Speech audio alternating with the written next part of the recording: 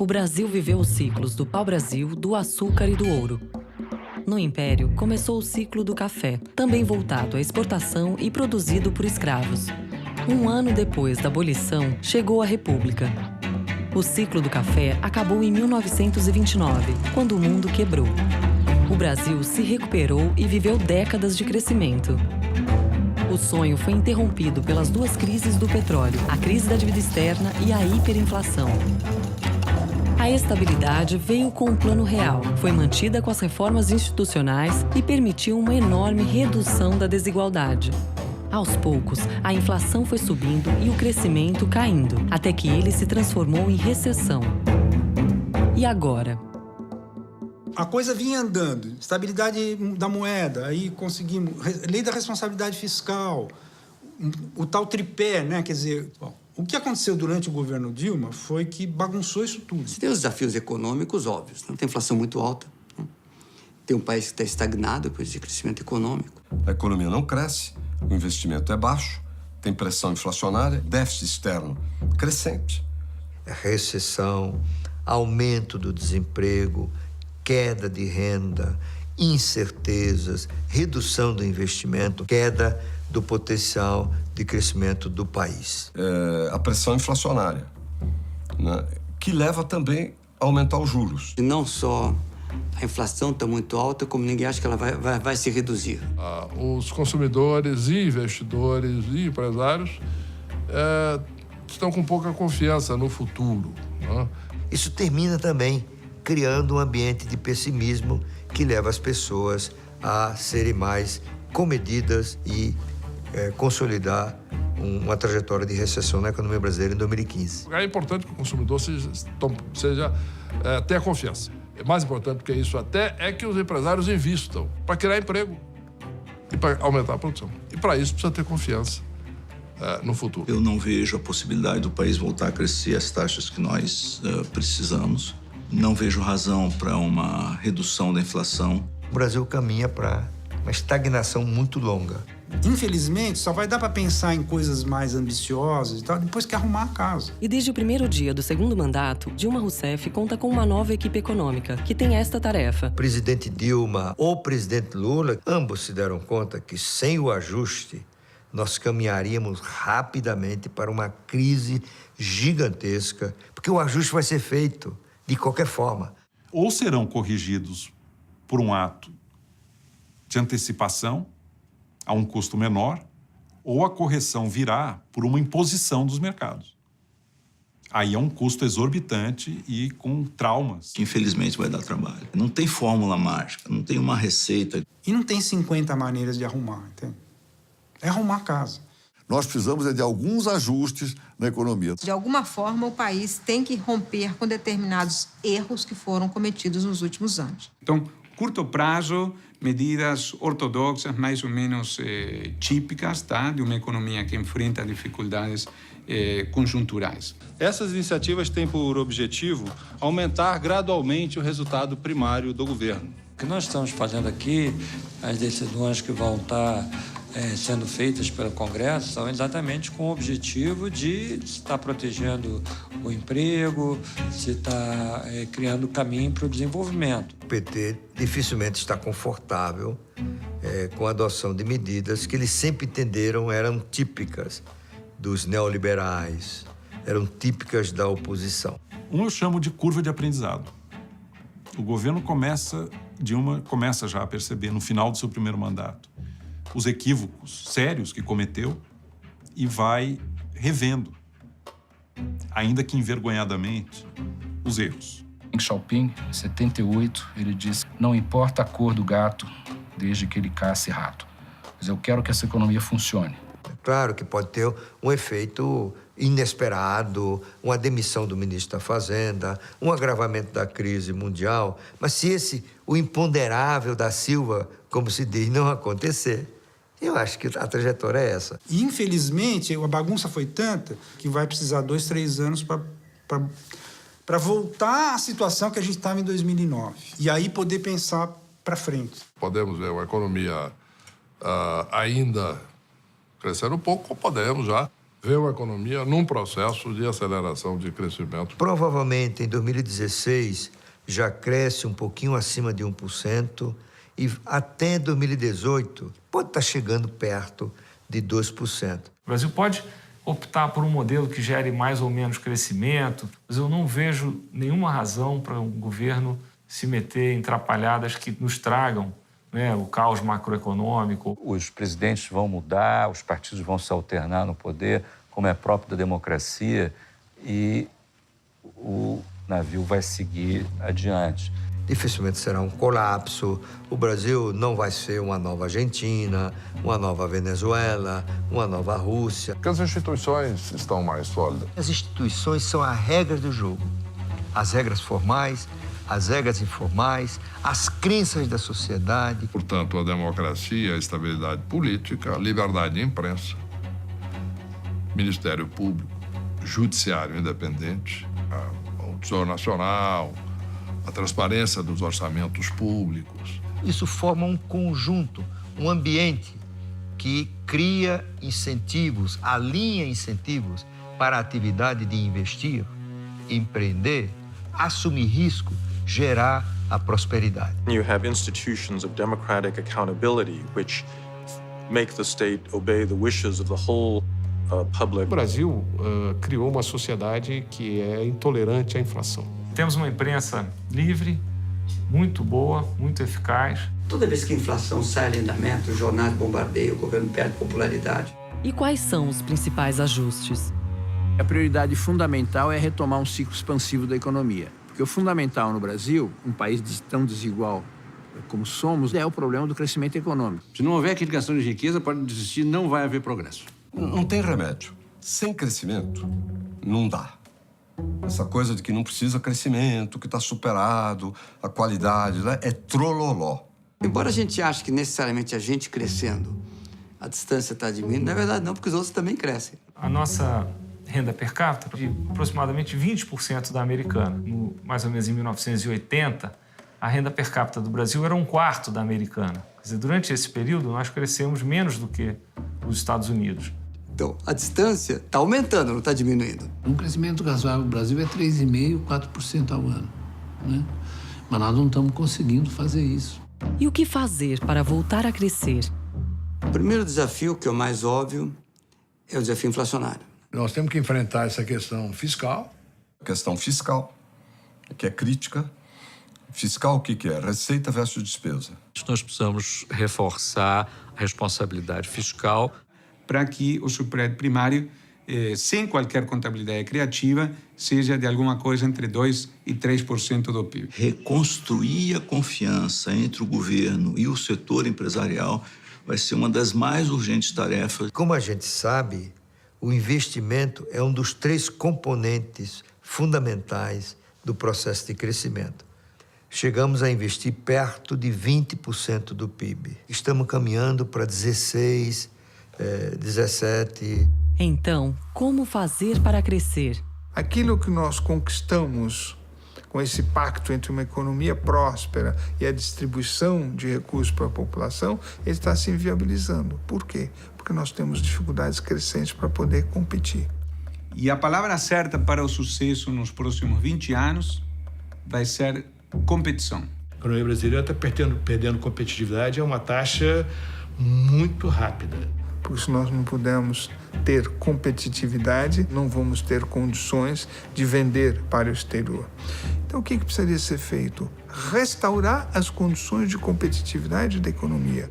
Fazer o que fazem todas as economias já mais amadurecidas.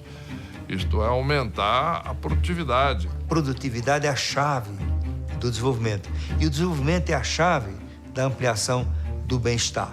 A obsessão com o aumento da produtividade terá que estar para o governo, como a inclusão social esteve para o governo Lula e como a estabilização esteve para o governo Fernando Henrique. Como diz um prêmio Nobel de Economia, Paul Krugman, a produtividade não é tudo na economia, mas é quase tudo.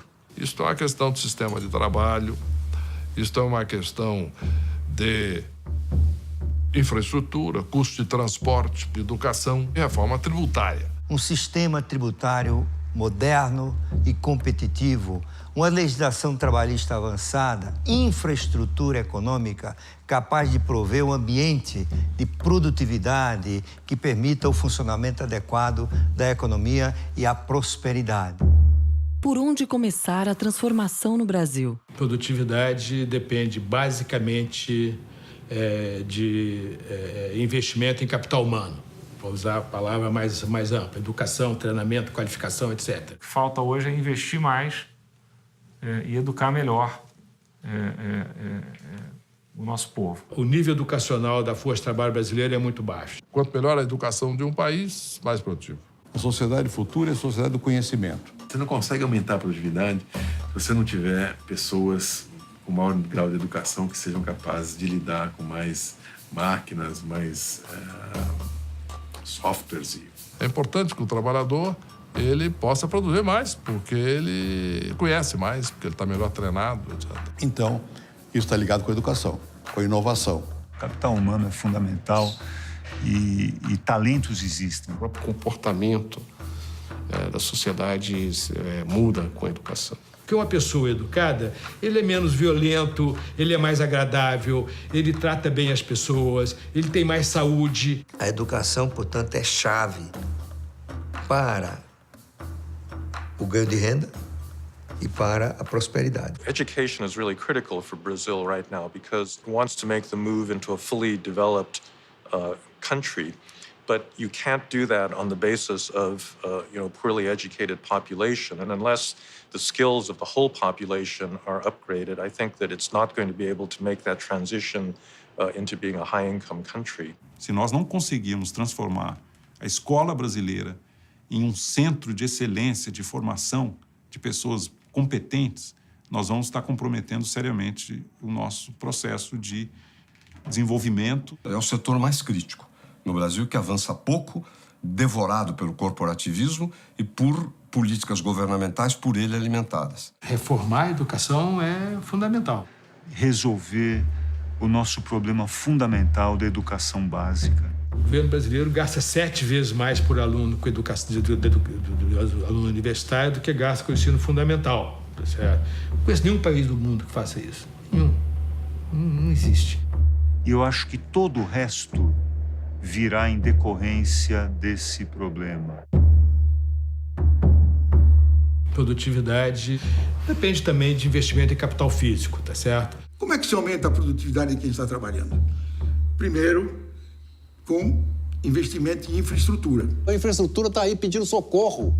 A infraestrutura brasileira é o maior problema que nós temos hoje. O que mais é preciso fazer? Nós precisamos reiniciar um processo de abertura econômica. Precisamos exportar mais e precisamos importar mais. O Brasil é uma economia relativamente fechada e a gente sabe que trajetórias rápidas de desenvolvimento ocorrem tipicamente em economias abertas. Não existe caso de um país que conseguiu se desenvolver bem, chegar ao topo da pirâmide de renda global, sem ter um bom governo eficiente. O Estado brasileiro é ineficiente. Você não tem do Estado a contraprestação dos serviços que dele se espera. Nós pagamos muito imposto e temos uma contrapartida de bens e serviços do governo que não é compatível com o que nós pagamos. O Brasil tem carga tributária de países desenvolvidos, embora a qualidade de serviço do serviço público seja de países certamente muito subdesenvolvidos ou muito pouco desenvolvidos. Claramente isso é sinal de que é um Estado que funciona mal. Tem faltado habilidade e competência dos governos para materializarem os investimentos. O progresso, às vezes, esbarra de uma maneira irritante na inércia da paralisia decisória da esfera política. A percepção liberal de que não precisamos de planejamento, que o mercado resolve tudo, é ingênua. E eu acho que os verdadeiros liberais mais experientes nunca abraçaram isso aqui. Sem direcionamento da economia, sem planejamento, que, insisto, é feito em todos os países desenvolvidos, não existe possibilidade de ter progresso econômico. O mercado vai direcionar para os interesses do capital só. não por interesse da sociedade. É preciso ter planejamento de longo prazo. Existe uma falta de continuidade na execução de programas de governos importantes. A visão da gestão pública é limitada ao período dos mandatos. O fato que vai demandar tempo não quer dizer que não deve ser feito, porque o longo prazo demora, mas chega. O aspecto que eu acho extremamente importante é a questão de como combater a corrupção. A principal causa de corrupção no Brasil é a invasão do serviço público pelos partidos políticos, né? O sujeito é eleito, reúne os partidos em torno ali e diz assim, muito bem, vocês votem comigo, não me chateiem, não me fiscalizem e, em troca, ficam com esses pedaços da administração. Ministério não sei o quê, superintendência do INSS na região não sei qual, uma subprefeitura. Quanto mais dinheiro tem, melhor. É DENIT, né? Departamento Nacional de Infraestrutura de Transporte, Petrobras. Precisa acabar com essa ideia de que o diretor do Banco do Brasil, da Petrobras, da Eletrobras ou de qualquer outra empresa pode ser indicada por um político. Os partidos se transformam, então, em caçadores de cargos. Agora, o que os partidos políticos querem com isso? Empregar cupinchagem, né? E roubar. É isso que querem. Centenas de milhares, talvez mais de 1 milhão, não sei, né? Ninguém fez essa conta, de cargos na administração pública são ocupados por interesses partidários. O primeiro-ministro britânico nomeia 300 pessoas, direta ou indiretamente. Na Alemanha e na França são cerca de 500. Eu acho que a maior reforma que nós temos que fazer no Brasil, para o Brasil dar um avanço, é realmente a reforma administrativa. A burocracia brasileira, ela é muito forte. O Brasil é um país complicado para trabalhar. A burocracia é enorme, as leis são complicadas. Nós temos que tirar da lata do lixo, tirar do arquivo morto, a questão de desburocratização, desregulamentação desse país. O Brasil tem necessidade de várias reformas, né, que não foram feitas. A quantidade de reformas que nós precisamos é muito grande. Eu acho que nós temos ainda pela frente reformas muito grandes. Quer dizer, temos alguns empecilhos muito grandes. Nós precisamos de uma reforma política, nós precisamos de uma reforma tributária, nós precisamos de uma reforma previdenciária. Não é uma grande reforma, é um grande trabalho. Não há uma reforma que se possa aprovar numa tarde em Brasília e resolver os nossos problemas. Claramente, nós precisamos modernizar a nossa legislação trabalhista. É preciso ter uma atualização da legislação trabalhista que favoreça o contrato entre as partes. A rigidez do sistema de mercado de trabalho nosso é muito grande. As leis trabalhistas brasileiras são antigas, são velhas. Reformas que permitam maior flexibilidade do mercado de trabalho, etc. Mantendo o respeito aos direitos dos trabalhadores.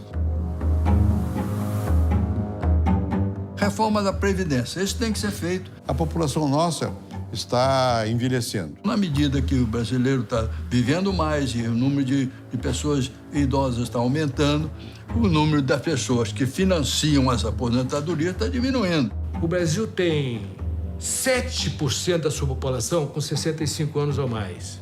O Brasil tem 30% da sua população com menos de 15 anos. O Brasil gasta 13% do PIB com previdência e assistência social. 5% do PIB com educação. Que país louco é esse? Um disparate. Você tem que fazer a reforma da Previdência. Eu começaria pela reforma política. Se diz sistema político, é mais, na verdade, sistema eleitoral. Quer dizer, financiamento público de campanhas. A reforma política é fundamental para que a democracia brasileira possa funcionar. Porque no Brasil, o parlamentar ele não está preso a um programa, a um ideário partidário. Os partidos não têm ideologia. As alianças são feitas com base nos minutos de televisão. É uma reforma muito difícil. Quem tem que fazer a reforma não será por ela beneficiado. Não tenha dúvida que, sob o ponto de vista econômico, a reforma mais relevante é a reforma tributária. Claramente, o Brasil precisa fazer alguma coisa com relação a tributos, a impostos, uma reforma tributária. A carga tributária é outro inferno no Brasil. Ela é muito alta. Arrecadar 36% do PIB é bom. Depende do que você faz com esse dinheiro. Se você arrecadar para nomear mais funcionário público, não vai melhorar muito as coisas, né? Bom, e está muito pesada para a produção. Eu acho que nós temos que reduzir a carga tributária. Não vai dar para dizer, então vamos abaixar imposto, fazer isso, fazer aquilo e tal, senão você aumenta o déficit. A simplificação tributária também seria muito importante. O nosso sistema tributário é de extrema complexidade. Tem que fazer uma adaptação na legislação tributária para reduzir a carga e simplificar o sistema. Uma reforma essencial para o futuro do Brasil, que não é apontada normalmente, é a reforma dos mecanismos de financiamento. Persistir que o BNDES seja a única âncora financeira não é bom. E com tudo isso, o Brasil será rico? A definição clássica e mais objetiva de um país rico é aquele país que tem um nível de renda média elevado. É um país com renda per capita muito alta. Tem uma renda per capita 2 vezes, pelo menos, a do Brasil, e 4, que é o que os países desenvolvidos têm hoje. É um país que o nível de renda das pessoas é autossuficiente para eles poderem atender às suas demandas por bens de consumo. País rico não é apenas aquele que tem renda per capita alta. Muito mais que ter o crescimento do PIB é ter o crescimento da melhoria das condições de vida. Veja, o nosso produto bruto hoje, até ontem, era a 6ª economia do mundo. Agora pode ser a 7ª ou até a 8ª, mas não tem importância. A Dinamarca, a Suíça, a Holanda, a Finlândia, que estão muito menos poderosos como economia, como PIB, a sociedade vive melhor. Não é só crescer o produto, é crescer nós próprios como país, como nação. Aí falta muito. Um país é, na verdade, sua população, certo? Não precisa ser milionária, mas precisa, por exemplo, não sofrer de fome, não morrer de doenças curáveis, não sofrer doenças evitáveis e assim vai. É um país que precisa de ter um índice de desenvolvimento humano elevado.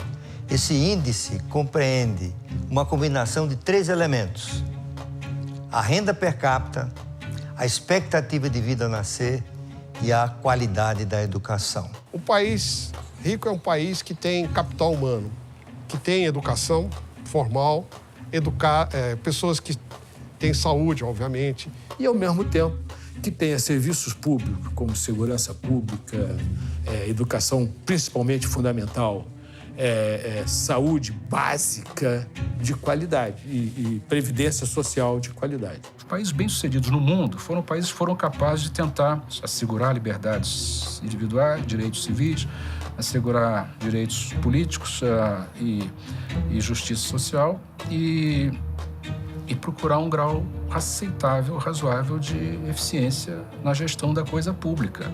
Falta muito. O que falta? A alma. Qual é a alma da democracia? É a igualdade. Eu acho que o critério da igualdade é um critério socialmente mais correto. Nível adequado de renda per capita associado a um bom nível de distribuição de renda. Países ricos têm tipicamente uma distribuição de renda razoável, um país onde todos têm oportunidades, onde você tem um bom sistema de aposentadoria. Onde o cidadão possa fazer o que ele deseja e ser o que ele deseja. E tem a ver com o meio ambiente, com a proteção do meio ambiente, de sustentabilidade, com o grau de violência. Valores, né? A democracia com acesso à educação de melhor qualidade. Já tem acesso à saúde, mas a qualidade. A gente tem que ter uma renovada busca por mais crescimento, maior eficiência, menor desigualdade, mais equidade. O que o brasileiro quer é o caminho do meio. Ele quer crescimento, quer redução de desigualdade. O Brasil devia identificar quais são os seus valores e o que realmente nos permite uma vida melhor. Não apenas na dimensão econômica, que é parte da vida, mas não é tudo, mas na dimensão da sociabilidade, da criatividade e da expressão daquilo que nós entendemos que é bom e belo e que vale a pena na vida.